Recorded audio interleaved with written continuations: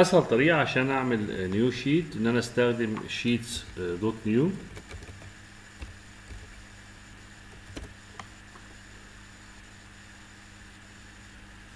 فهو بيروح عامل ملف جديد طالما انا عامل لوجن على الدرايف بتاعي، يعني طالما عامل لوجن على البراوزر ب جوجل اكونت. انا هسمي الملف ده تيست يوزر. اول خطوه ازاي اربط الملف ده بملف كود، فمن تولز هعمل سكريبت اديتور.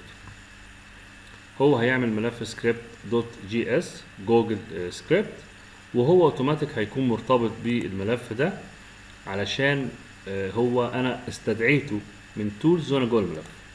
انا هسمي الملف ده user for AR for Arabic. ده ملف كود، هو ده مش ملف، ده بروجكت كامل. ليه انا بقول بروجكت؟ لان بيكون هنا جواه اكتر من ملف، يعني هو لما بيفتح بيكون فيه ملف كود دوت جي اس. انا اول خطوه هضيف ملف HTML، يعني فايل نيو HTML فايل، وهسميه اي اسم، وليكن انا اسميه my site. الملف ده ملف HTML فاضي.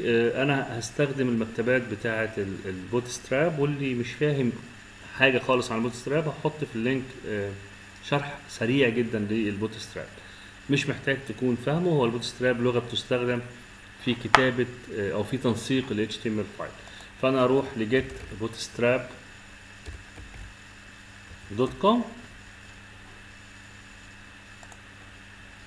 وهقول له جيت ستارتد، وهاخد الستارتر سامبل اهو، الستارتر تمبلت كوبي، وهروح للملف اللي انا عملته ال HTML، امسح كل الموجود واحط الستارتر كوبي هنا واعمل حفظ. يبقى انا دلوقتي في البروجكت بتاعي عندي ملفين، ملف خاص بالاكواد وملف ال HTML.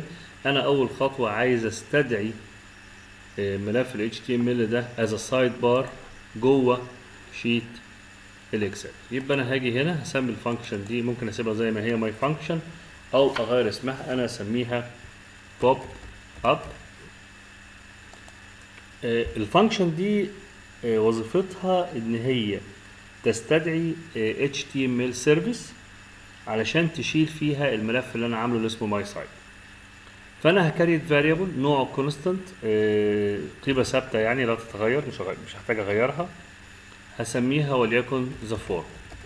هي دي الفورم بتاعتي اللي انا هبنيها، تساوي HTML. طب هو انا مطالب ان انا اكون حافظ، خصوصا كمان ان انا بتعامل مع لغه كيس سنسيتيف، يعني HTML الاتش كابيتال لو كتبتها سمول هتكون غلط. لا، انا كتبت HTML ومن الكيبورد دوست كنترول سبيس فطلع لي الاقتراحات. انا فعلا عايز ال HTML سيرفيس دوت، انا عايز دلوقتي create template from file، نفس الكلام مش محتاج اكتب ده كله. فانا هدوس كنترول سبيس، طلعت لي الاختيارات. هبدا بقى create template، لازم التي كابيتال، from file اهي اسم الفايل، وهو كان كاتب لي ان اسم الفايل لازم يكون string، يعني لازم احط تو كوت اسم الفايل اللي هو my site بنفس الكيس سنسيتيف، مش محتاج اكتب HTML. طيب انا دلوقتي عندي فاريبل اسمه ذا فورم، الفاريبل ده شايل ملف ال HTML، يبقى دي اول خطوه. انا محتاج اظهره، فهعمل فاريبل تاني. الفاريبل ده وظيفته ان هو يظهر ال HTML فايل بتاعي.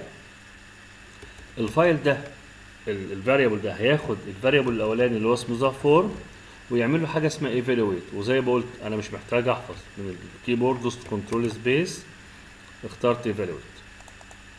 كده انا عندي اوبجكت اسمه ذا فورم شايل ملف ال HTML بتاعي، واوبجكت تاني اسمه شو اب مسؤول عن عرضه. لكن لغايه دلوقتي مفيش حاجه ظهرت. ليه؟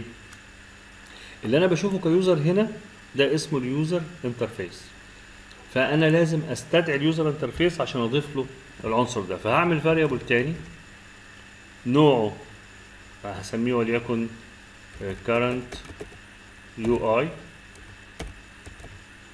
الفاريبل ده عباره عن سبريد شيت، نفس الكلام. انا كتبت اول حروف من كلمه سبريد شيت، كنترول سبيس سبريد شيت اب دوت جيت يو اي. لو انا مش متاكد من السبيلنج، هي طبعا صح، ممكن نفس الكلام كنترول سبيس. طيب جيت يو اي سيمي كولن سيمي كولن. معلش انا دايما بس سيمي كولن لان انا جاي من لغه تاني ما فيهاش سيمي كولن. المهم current يو اي اللي انا عملته ده، الفاريبل ده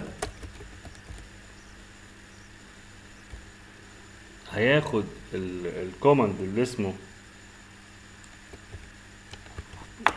show sidebar اهو، ويحط جواها العنصر المسؤول عن العرض اللي هو في الحاله بتاعتي show up. طيب كده احنا خلصنا الدرس الاول. شفت الموضوع بسيط ازاي؟ تعالوا نعمل سيف، تعالوا نعمل ران. طيب هو طبعا هيطلب بيرميشن، فانت هتديله بيرميشن. لو طلع لك التحذير ده هتقول له ادفانسد جو وبعدين تعمل اوثرايزيشن. لا، هو ليه التحذير ده؟ لان انت هتعمل ملف من حقه يتعامل مع البيانات بتاعتك، يحذفها يعدلها. طيب نعمل ران بقى،